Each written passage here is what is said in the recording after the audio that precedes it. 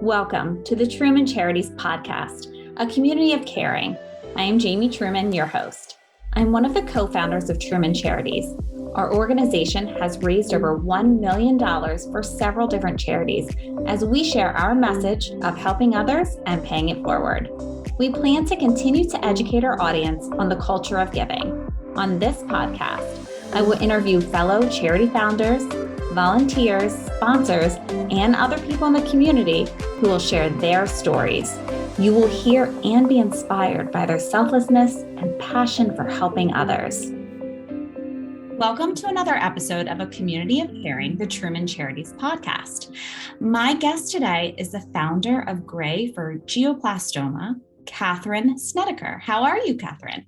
Hi, I'm good. Thank you so much for having me. Oh, I'm so happy that you could be here, Kate. And I want to say congratulations that your foundation is now officially a 501c3. I was so excited to get your email the other week.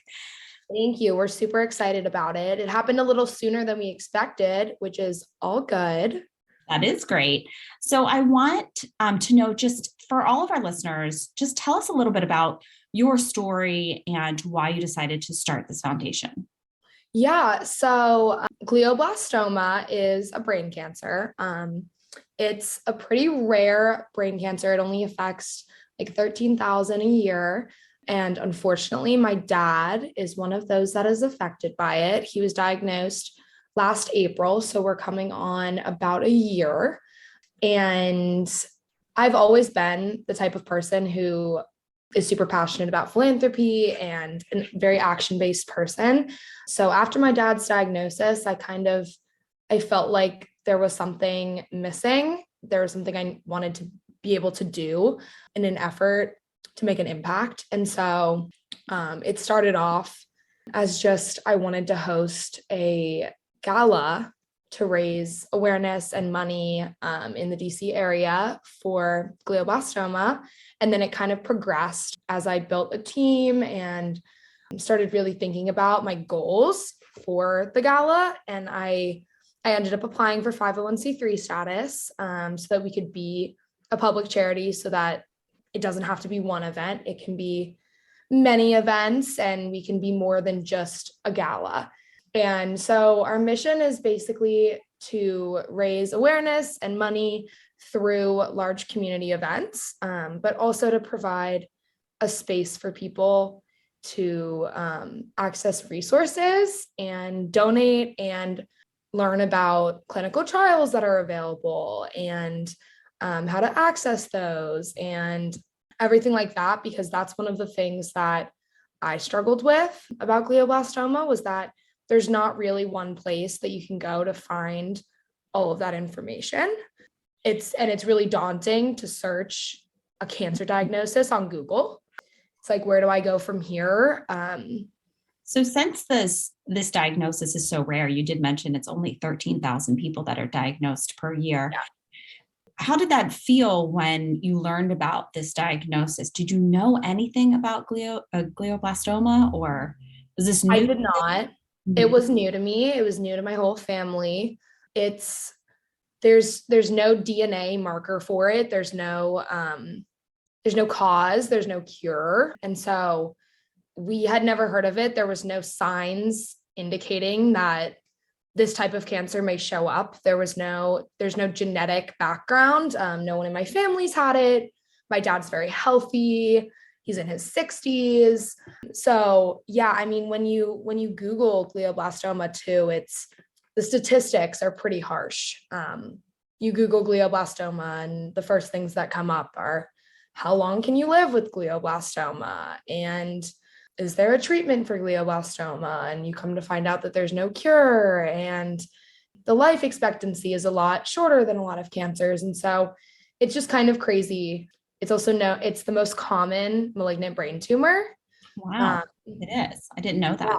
Yeah. Mm-hmm. And so it's really crazy that there's very, very minimal awareness for it, because the only things that you can find are these really terrifying facts when you Google glioblastoma. How does your dad feel about you starting this foundation? I think he's really proud of me.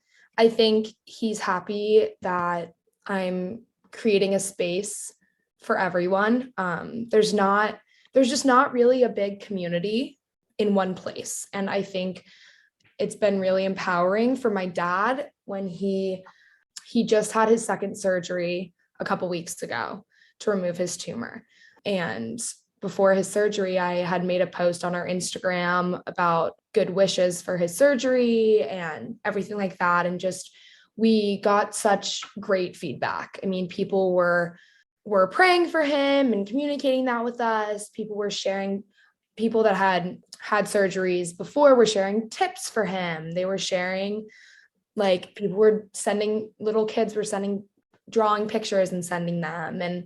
And just, it filled him with a lot of strength going into the surgery. And I think that's the way he looks at it, as he wants that to be available for everyone, and feels lucky that, I mean, he gets all that love too.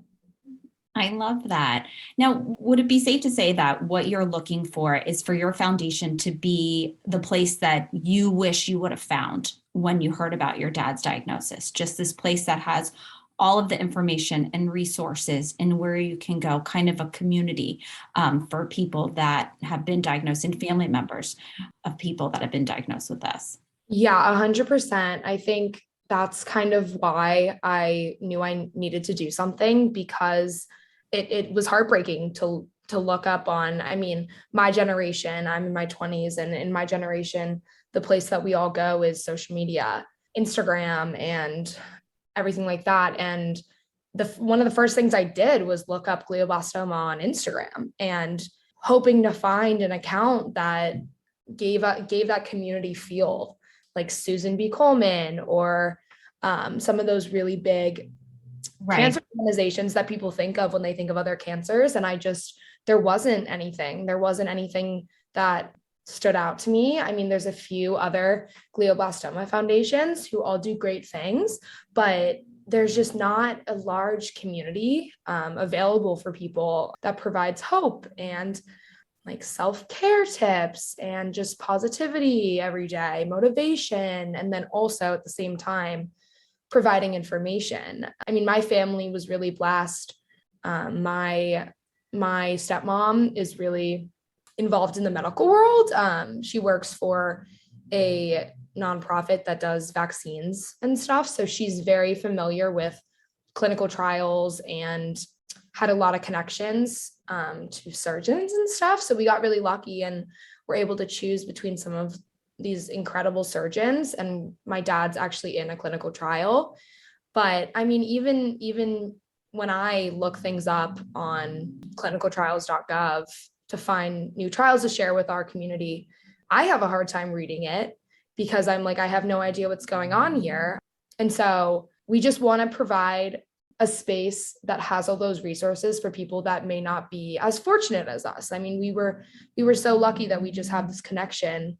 My stepmom has all these, has knowledge about, we have a section on our website that gives the latest news about glioblastoma, including clinical trials and stuff like that. And then we also have partnered with a couple other cancer organizations that do more of the resources aspect. So provide the financial support, create like care baskets and stuff like that we have on our site that are just hyperlinked. So people can come to our site and not only donate and learn about glioblastoma, but they can also access those resources easier, read about those clinical trials in terms that they understand better and everything like that. This sounds like it's going to be a really fantastic place and a space for people to go to that aren't as fortunate and blessed as you were with your stepmom being in this kind in her career. So can you tell me a little bit about what it was like setting up this foundation? Yeah, I mean, so I have a background in event planning. I work for a wedding planner in Austin. I go to school in Austin, and I worked for a wedding planner at home. And I've always been a very type A organized person. I love to plan events. I love to plan homecoming in high school and everything like that. And so that aspect of it, when it was just a gala, was, I'm not going to say like easy, but I was familiar. I was more comfortable, even though it was a different subgenre as opposed to wedding planning.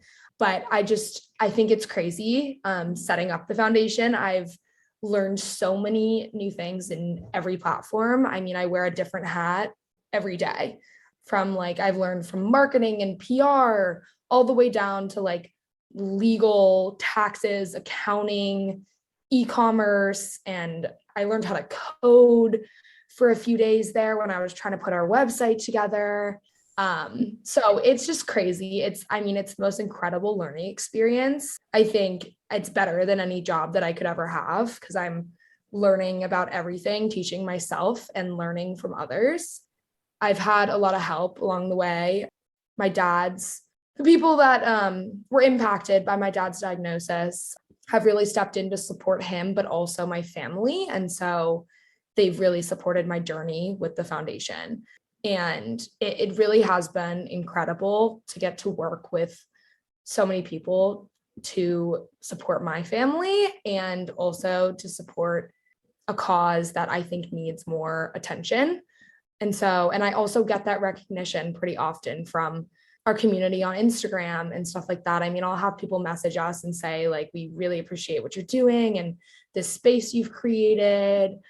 They'll say, my father-in-law just got diagnosed and I found your account and this is exactly what I needed. And so how does it make you feel that people are already, and you just created this foundation, it's already touching other people's lives? I mean, that was the goal. So I'm really, really happy that it's getting to other people. I think it's crazy kind of how fast it is happening. I mean, it's funny. I'll look at our like Instagram, like the views on all of our posts and everything like that.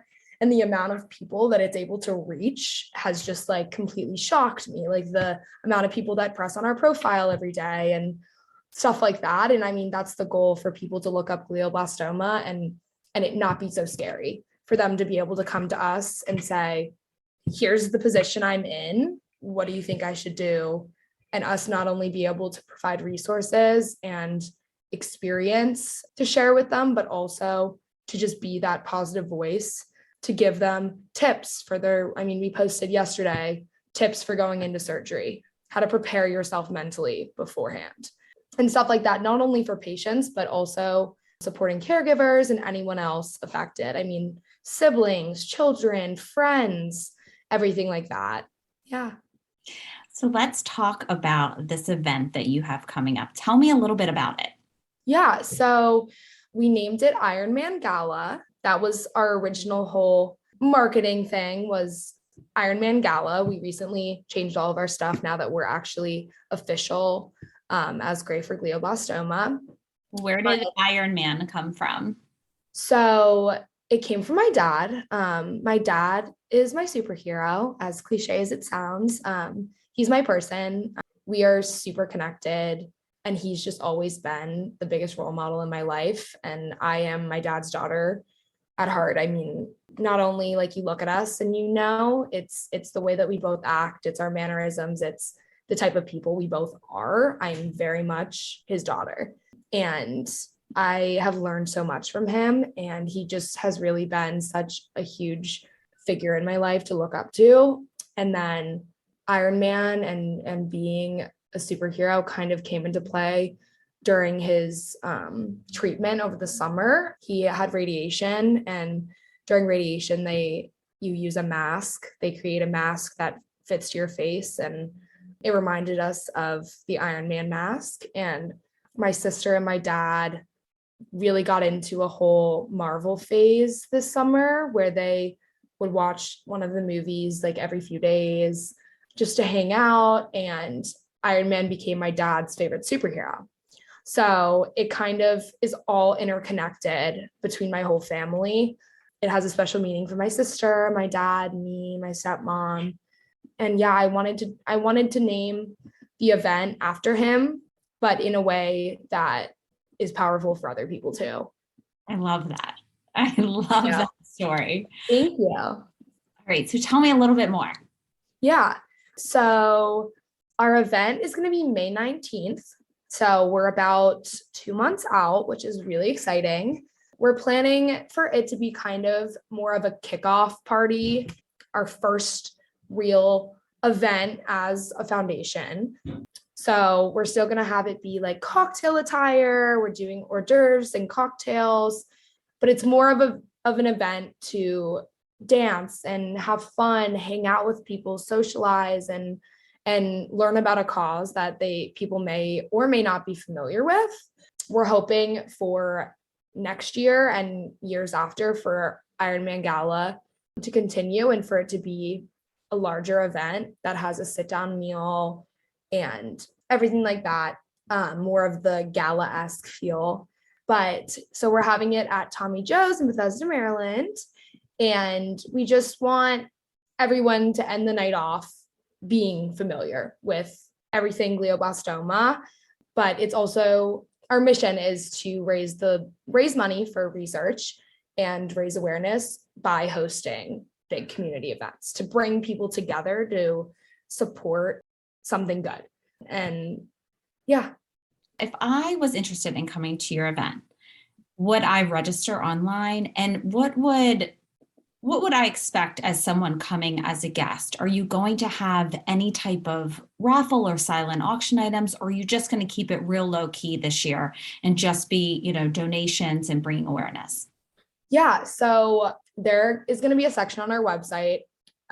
There's a section right now actually that's called like events. And it says, when you click on it, it says like ticket sales coming soon, but here's the information about when and where. And so our tickets are going to go live the beginning of April. So we're really excited about that. We're just finalizing some stuff, but we're planning to have, so the ticket, when you buy a ticket, all of the money that we are raising, of course, is going towards glioblastoma. So this year we're planning on working with Dana-Farber Cancer Institute in Boston. We have notified them that we want to work with them to send them our proceeds from the gala. And I have a meeting with them in a couple of weeks to just finalize that legally and everything. But so the ticket price will include hors d'oeuvres and an open bar, and we're going to have a band, which is not finalized yet. So I can't share who yet. And then we're hoping to have a couple speakers from the area that are familiar with glioblastoma and the surgery and everything like that. And then of course, I'll probably speak and a couple other people that have been involved in the journey. And then we do have a silent auction. So that's included in the ticket price too, just the ability to participate in silent auction. We are hoping to connect it with an app so that people that can't attend the event, whether they're out of town or just especially like still with everything going on right now with COVID and stuff. I mean, the venue is half indoor, half outdoor. So we wanted people to be able to make the decision of whether they wanted to be outside or inside, but we also understand that it's still a big deal with COVID. So we want people to be able to participate. And so we're hoping to make that accessible in an app so people can bid on their app in person and then when they're not there. And we also have on our website, we have sponsorship options for local companies, individuals and stuff like that are like gold sponsor, platinum sponsor, but we also have like in-kind sponsorship levels. Why don't you tell everybody what your website is and your social media handles, because you're going to be kind of updating this with all kinds of new information as you get closer to the event. Yeah, so our Instagram is Gray for Glioblastoma. And then our website is Gray for Glioblastoma Foundation, but it can also be accessed by Gray for Glioblastoma. And it's Gray spelled Gray, which is the American spelling of it. The Grey is British, but we own both of those domains. So to make it a little easier for everyone. You know what I'm interested in knowing? How did you come up with the foundation name? So gray is the cancer color for brain cancer, just like pink is the color for breast cancer. Okay. And so every color has every cancer has an individual color, and then the color for cancer in general is purple. And so we wanted to start a project on our social media platforms before we had announced the gala, before we had announced the foundation and everything like that. And so we kind of slowly started brainstorming and stuff and decided we wanted to do something for that like gray matters aspect of glioblastoma. And so we came up with, like, in the movie Mean Girls, there's the saying that's like, on Wednesdays we wear pink. And so we kind of put a spin on that, and we do, on Wednesdays we wear gray. And so on Wednesdays we always post on our Instagram and Twitter and LinkedIn and everything. Remember to wear your gray today to support glioblastoma. And then we always have people send in pictures of them wearing gray via like DM or email and stuff like that. And we got a lot of positive feedback from that. People loved it. People are excited that there's a day where they get to wear the color to support brain cancer and everything like that. And so from that, it was great for glioblastoma Wednesdays. And so we kind of looked at that as our first project, and we loved the ring to it. We loved the sound of G for G. And it was important to us to have the word glioblastoma in the name so that when people do search for glioblastoma, it comes up more easier than having to search a name that doesn't have glioblastoma in the actual title. I just noticed that I'm wearing an entire gray outfit. So how fitting, right? That's awesome. Yeah, that's perfect. All right. So how do you envision your foundation in, say, maybe 5 years? Well, in 5 years, I hope glioblastoma has more treatment methods and hopefully a cure past the current standard of care, which the current standard of care is tumor resection to remove as much of the tumor as possible. And it's a crazy surgery. It's an awake surgery. So you go into your brain and you're awake for, it can be anywhere between 45 minutes to 3 hours. And they ask you questions to make sure they're not taking out things that are essential to your quality of life. So they have a whole mapping team that goes through everything with you. It's the craziest thing. The stories from my dad are just unbelievable. So you start with tumor resection to remove as much as possible. Usually you can't get everything out because they want to maximize your quality of life. And it's not a cure because the tumor does grow back really rapidly. And so after that, after you recover, you go through either chemo or radiation, depending on the individual cell type of the cancerous cells. And then after that, there's options for entering a clinical trial, but they're really limited. They're hard to qualify for. You have to have, there's a lot of barriers to join clinical trials. And then you just keep doing that over and over again until your brain can't handle it anymore.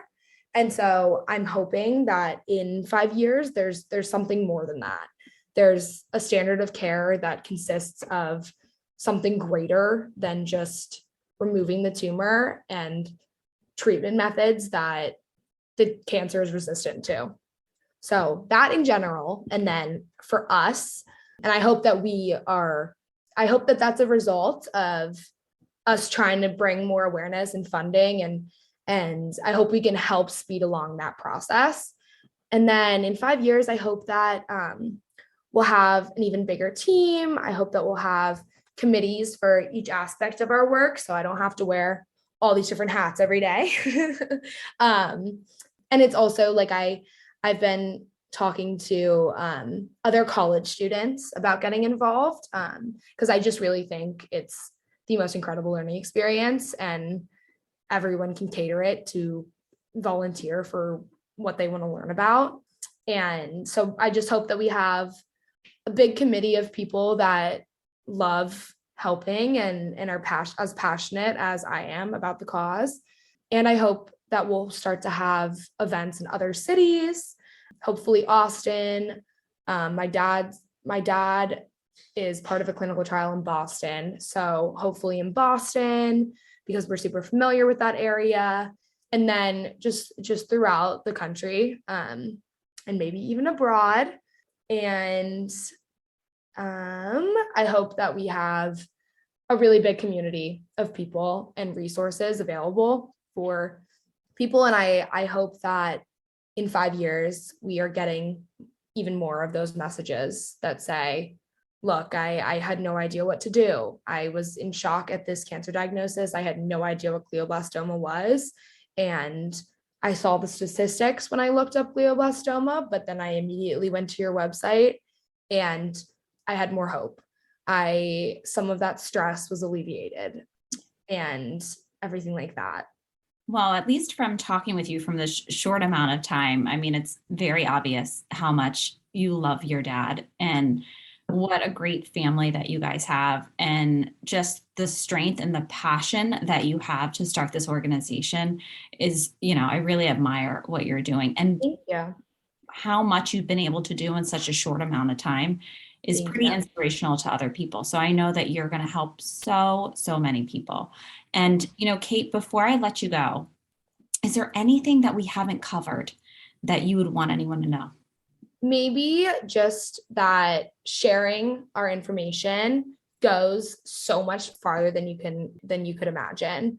Just in terms of, I've had so many people reach out and say, hey, I saw you posted this on your individual Instagram and my cousin sent me it because they know that somebody on my dad's side of the family had glioblastoma or has glioblastoma. And so you can reach so many different people by just sharing the information that you wouldn't even expect. There could be people that you have no idea have a connection to glioblastoma, and just putting our name out there and sharing on social media, sharing with your peers and everything like that just really can make an impact on people's lives and give them a place for that community. And then we're always looking for sponsors for our events and love to promote like small businesses and everything like that, and volunteers for our events and for our foundation. We have a board of executives and everything, but we're always looking for people to join our team for our cause. And then, our social media is Gray for glioblastoma. Our Twitter is Gray, the letter 4, and then Glio. And our LinkedIn is Gray for glioblastoma. And I hope to see everyone at our event in May. And if you can't make it, I promise there will be many, many more events in the future. Yeah, I was going to say, I talk to people a lot and they ask me, and because I've been in this space, the nonprofit world, for so long, and people ask, well, what can I do? I don't have a lot of time. I can't volunteer. And maybe I don't have, unfortunately at this time, I can't donate. And I say, share. I say, you can do that. You can take your audience and you can teach them what's going on with this great nonprofit. So I definitely agree with you with that, sharing on Instagram and Facebook and all of these great outlets is so helpful for you. And I want to remind everybody, May 19th, Tommy Joe's. It is going to be a fantastic, a lot of fun. It's going to be so fun. I can't wait. And if anybody has any questions or anything like that, they can just go to your website, and our email's on there too. Perfect. All right. Well, Kate, thank you so much. I'm excited. Thank you. So great to talk with you. So good talking to you. I'm really excited about this foundation. I was so excited when I got that email when you were like, we are now a 501c3. I was like, yes. Thank you. We were so excited too. So excited. It's so funny. It comes like in the mail. So I've been waiting for the letter to come. And one day I checked the mail and it was here. And I was like, oh my gosh, it's crazy. Happening. All right. Well, I know that your event is going to be fantastic and I can't wait to hear all about it. So thank you so much, Kate. And I want to thank everybody for tuning in to another episode of A Community of Caring. Until next time, everybody. If you would like to learn more about our organization, please follow us on Facebook at Truman Charities or Instagram at Jamie_Truman Charities, or check out our website, trumancharities.com. I hope you enjoyed listening and hearing stories of selflessness and caring. Thank you so much, and I will see you next time.